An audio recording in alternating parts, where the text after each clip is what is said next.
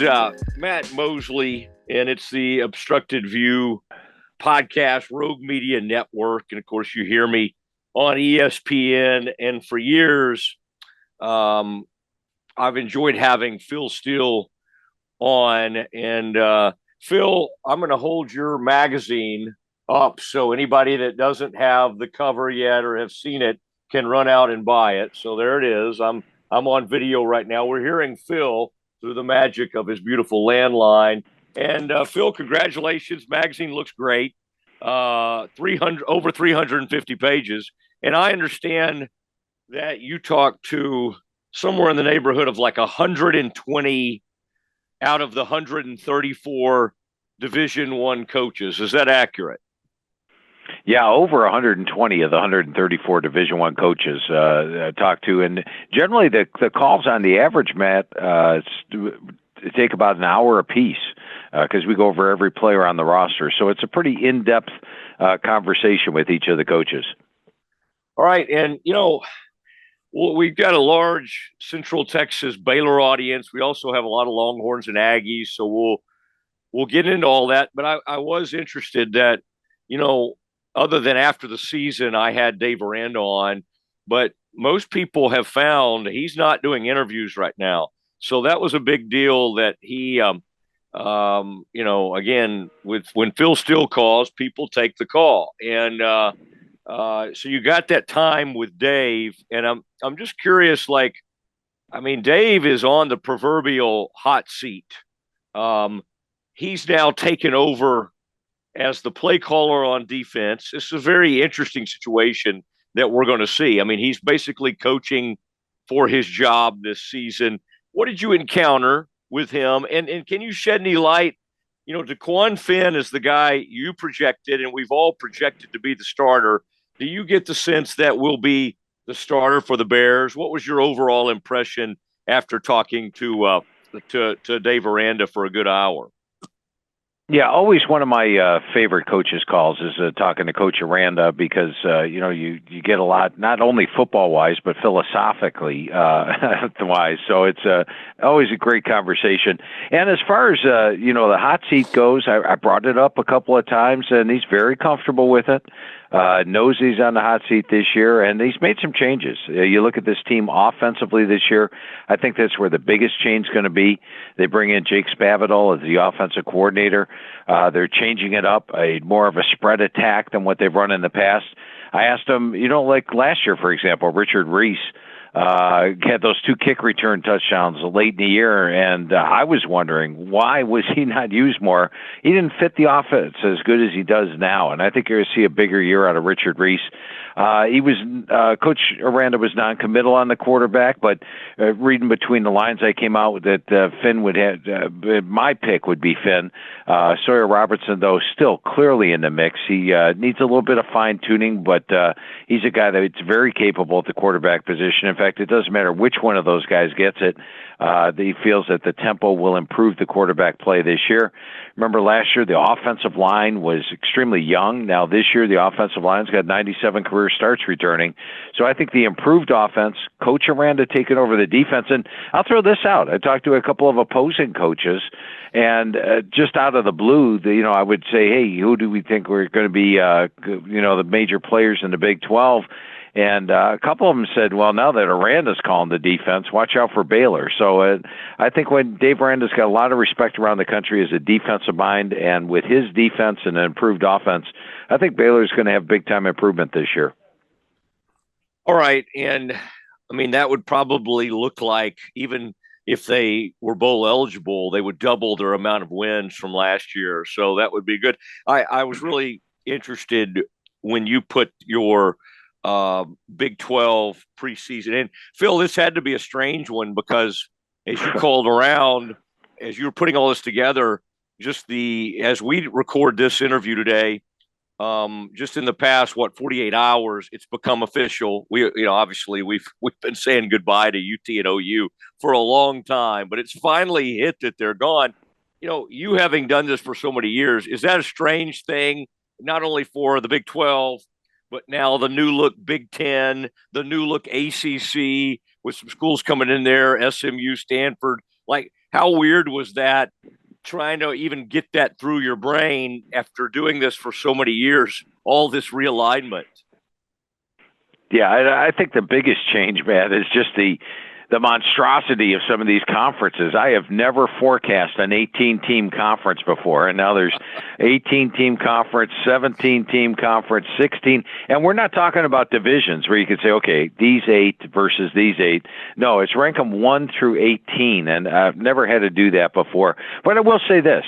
Back in the first year of the magazine, 1995, that was also the last year of the Southwest Conference. So back then when the Southwest Conference went away, I was like, whoa, that's some major changes going on here. I don't know how it's going to adapt, and yet we've all adapted quite well. So, we'll see where this college football landscape takes us.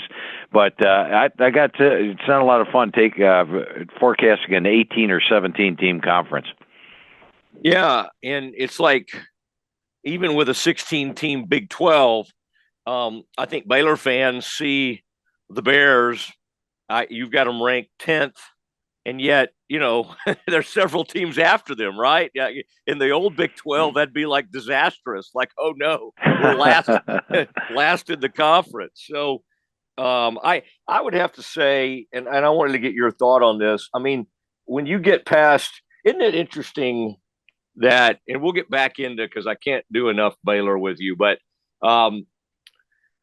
I think at the end of last season, before all these coaching changes, I think there was a scenario where you could have had Arizona number 1 coming into this new conference, and obviously Agreed. with their coach leaving, you've got them at number 4. They still have their quarterback, and they still have quite a bit of talent, but I would think the Big 12, Utah, I think it's a good pick because they're solid year after year.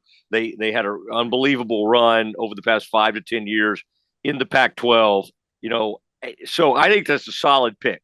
But the truth is, I'm looking at your picks right now, and I think you have actually Iowa State and Arizona tied at 4th.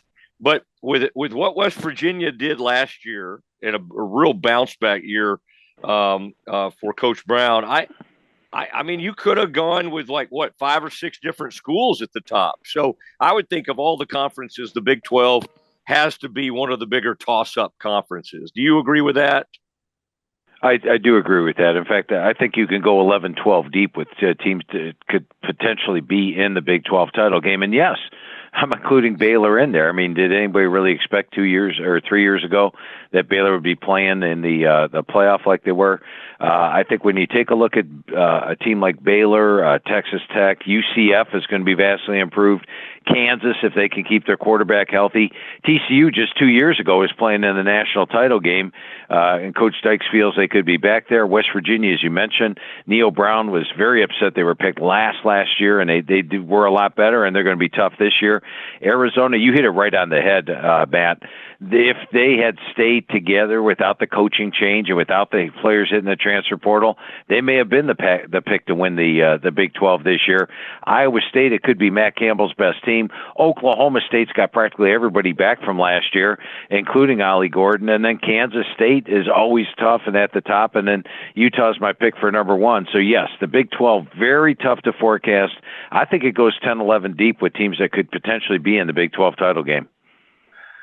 All right, talking to Phil Steele and just going through his magazine, which a recent trip I made to the local Barnes and Noble in Dallas, Phil, of all the different magazines, yours was the one that was flying off the shelf. So they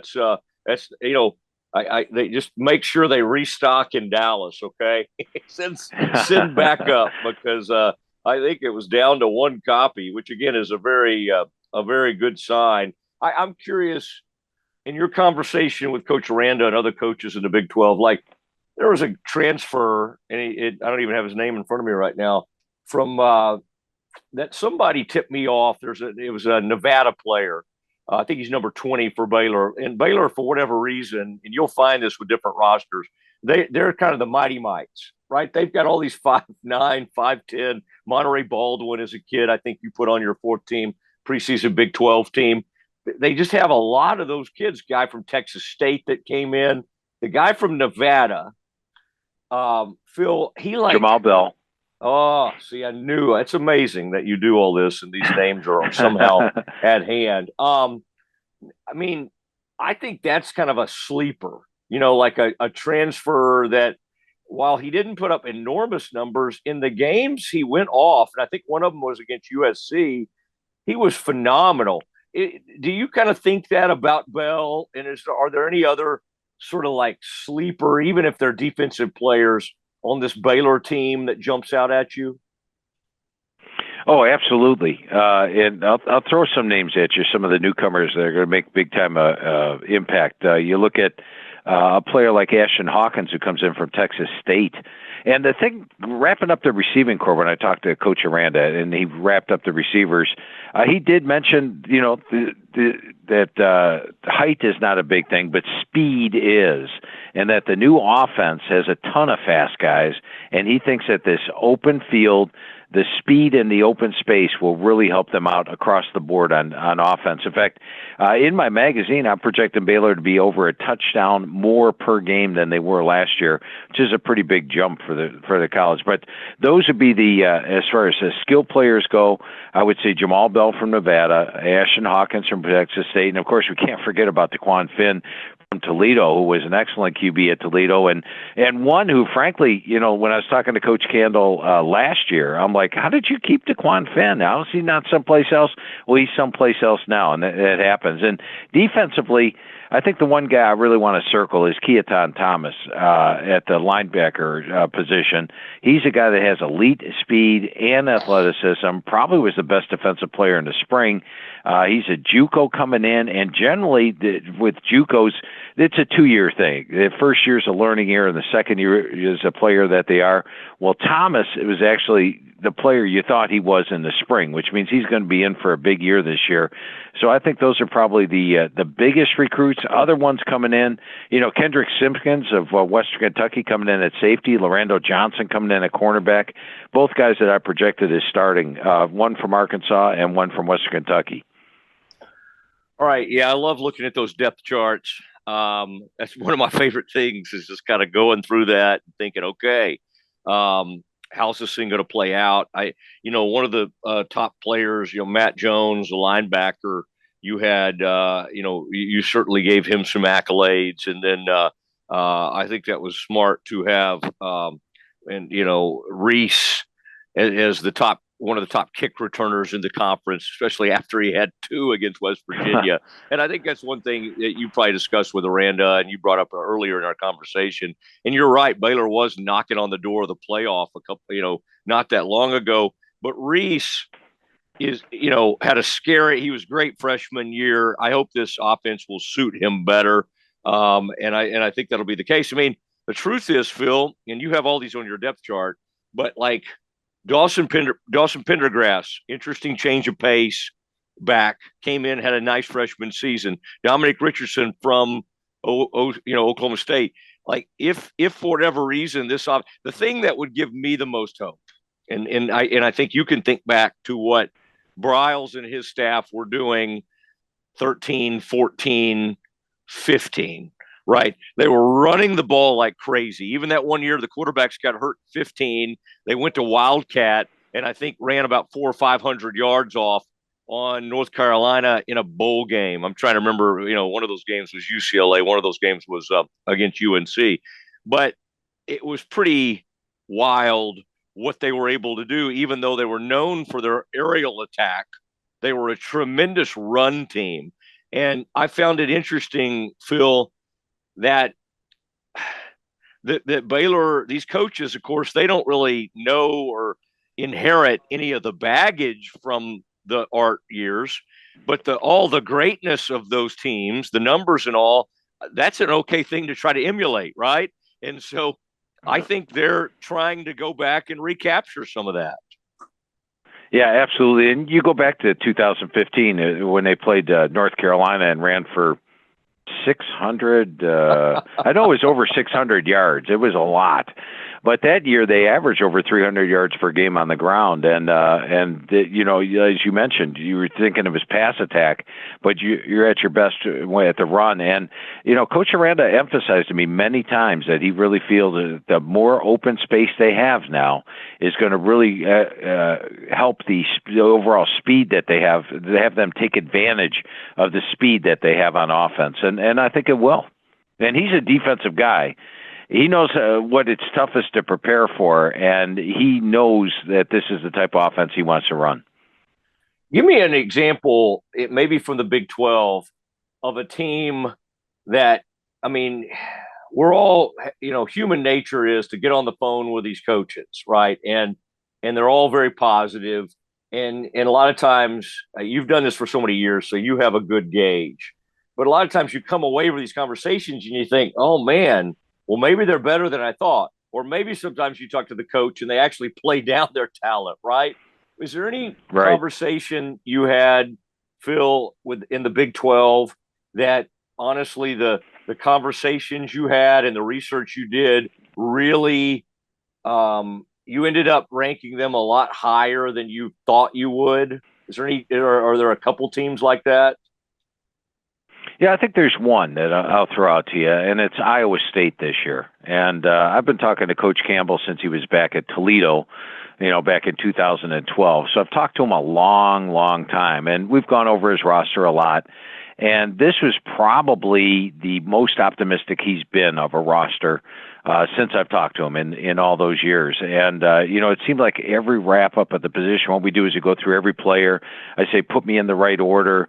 Tell me a little something about each of the players and who's going to be the emerging guy. And we go completely through each position and then wrap it up. And a lot of the wrap-ups, almost all of them, were like, Phil, this is probably the best we've been, or this is the deepest we've been at this position since I've been here at Iowa State. And it's his 9th year, for crying out loud. And the comparison I drew, Matt, was going back to 2021. Remember in 2020, they came off that great season. They went 9-3. They finished number 9 in the country. And then the next year, they had a lot of players back, and the expectations were huge for Iowa State. They were number 7 in the country in the preseason. And the expectation was contend for a Big 12 title and, be a possible national title contender. And then that year, they lost a lot of close games, went just 7-6. But I thought the preseason expectations were too much for him at that point. Well, this Iowa State team, talent-wise, is right there with 2021. The thing that's not there is the preseason expectations. They're probably not even going to be a top 25 team at the start of the year, and yet this is a team that, back in 2021, they were ranked number 7 in the preseason. They'd probably be ranked a lot higher if that was the case, that they had a better season last year. So I think when you look at the teams, Iowa State was the one that jumped out at me. All right, and I don't want to, our Longhorns. No, boy, we got a Red Raider audience as well. By the way, Joey, like even his projections, Phil, for like the 2025 recruiting, he's really on a roll. But you got to watch it as a coach, right? Like he generates a ton of buzz in the off season. Well, this past year was a letdown based on their expectations. Do you sense that Texas Tech, does this thing look a little more real to you this season, or are they still, do you feel like in the throes of kind of getting that thing where they need it? Well, I think getting Taj Brooks back is huge, and Baron Morton being there at the quarterback spot, let's keep him around all year. I think when you look at the receiving core, though, that's where the biggest upgrade was, bringing in a Josh Kelly from Washington State, Caleb Douglas coming in from Florida, Conyers coming in from Arizona State at tight end. That's probably where we're going to see the biggest improvement with Texas Tech. I still think I don't list them as a legitimate, contender for the top spot this year, but they're close, and they're one of those 10 or 11 teams that if everything was to go right, they would have that opportunity. I thought last year, you look at the Wyoming game, the Oregon game, those are 2 games they could have won early on, and maybe that would have changed the whole outlook on the season for them, giving them a little bit more confidence. So I do like the way Joey McGuire's building the team. I like the way they're there. I just wouldn't put them right at the very top of it right now.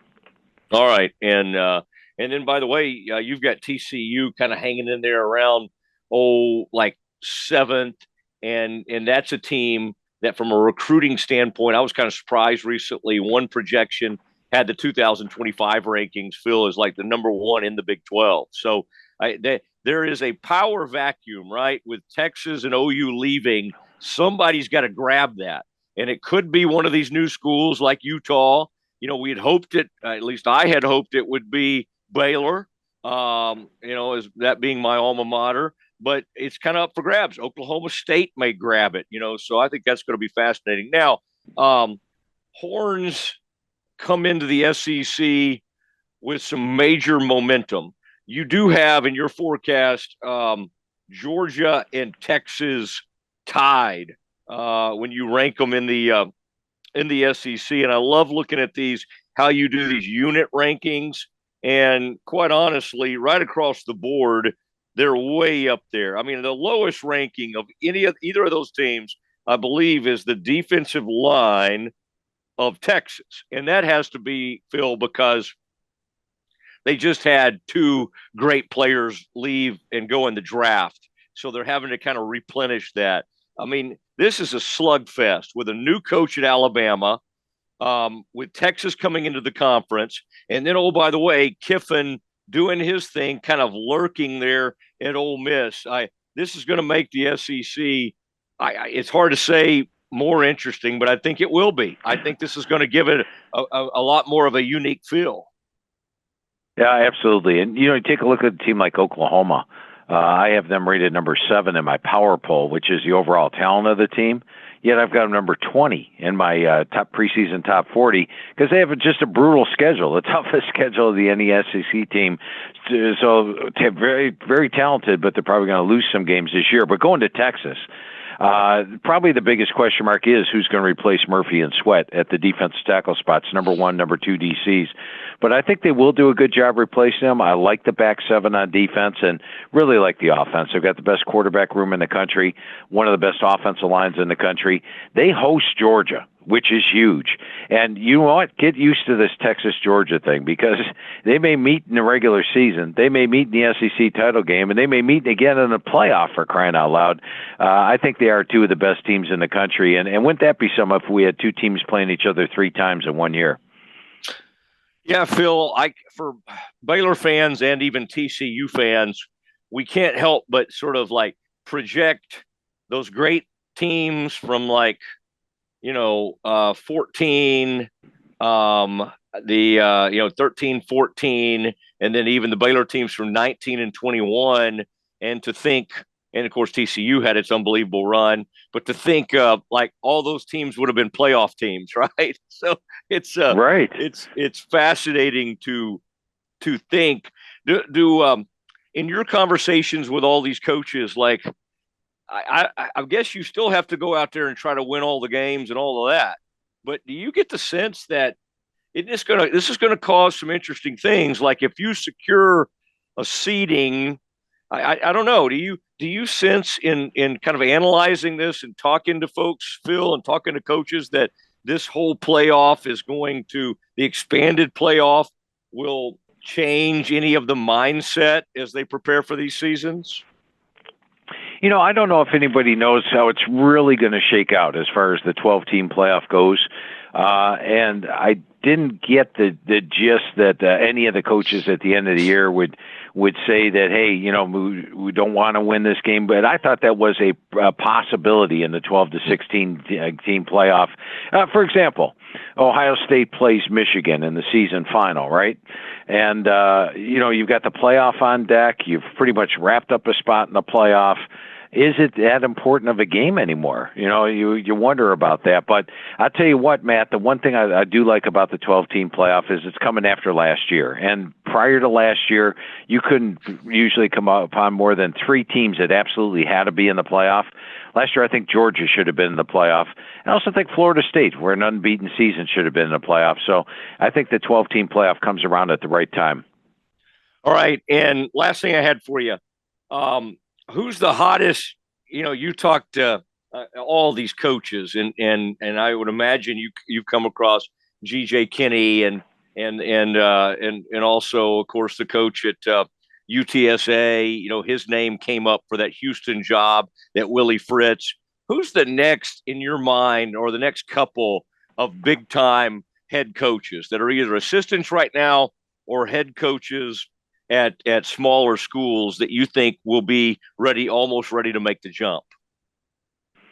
Yeah, that's an interesting question because there are a lot of assistant coaches that have a great shot at it, and let's go with the G.J. Kinney thing. I mean, the job he did at Texas State last year, phenomenal. And right now, I've got the listed as the number one team in the Sun Belt Conference coming into the year, and that's a remarkable turnaround in 2 short years for someone like him. But there's a lot of good coaches out there coming up the ranks.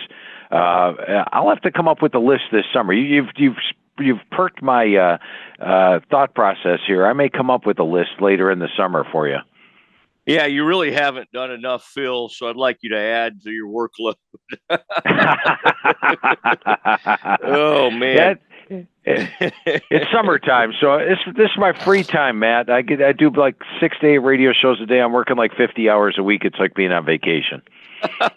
That's right. Nobody's ever said talking to me is like being on vacation, but I really appreciate it, Phil, and just tremendous stuff. And this is just a great resource, and it's something even when the season gets going, you can look back through. You can get obviously Phil Steele's college football preview for 2024 at your local bookstores, or I like that option, Phil, where you can go on and if you go to philsteele.com, you can get that digital version, and that one gets updated all the time. And so I like to think of you, Phil, as just being in that app all the time, right? Updating information.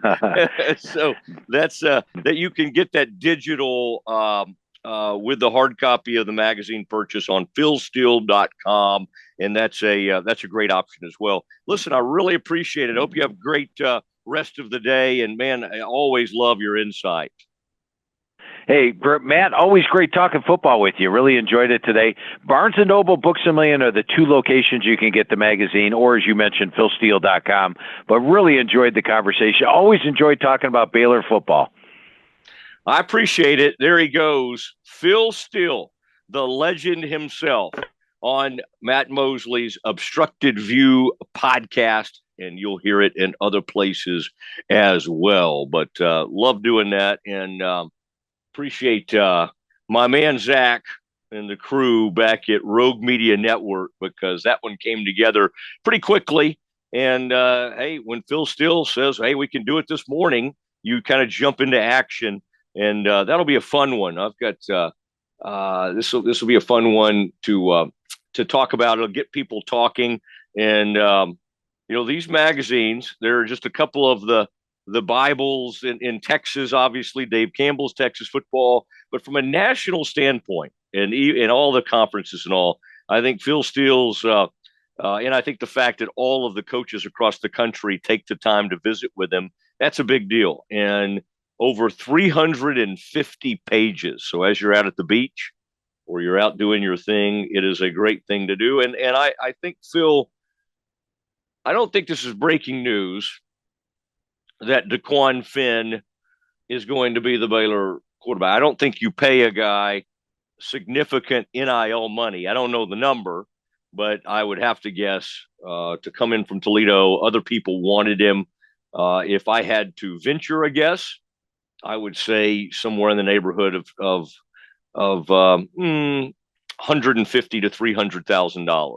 Okay, and you don't make a commitment like that unless you're expecting the guy to come in and win the starting job. That said, Sawyer Robertson is not going to take a knee, and he'll continue to battle.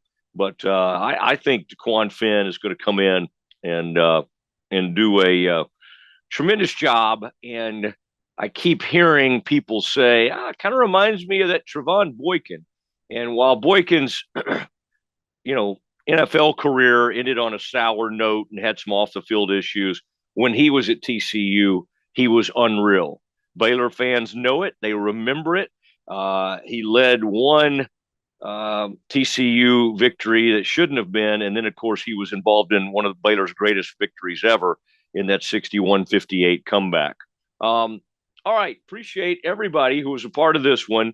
Zach and our friends at Rogue Media Network. Got some other big shows planned for you as I vacation, but this is a great time of the year, and go get your Phil Steele's College 24 football preview. Thanks, everybody. We'll see you next time.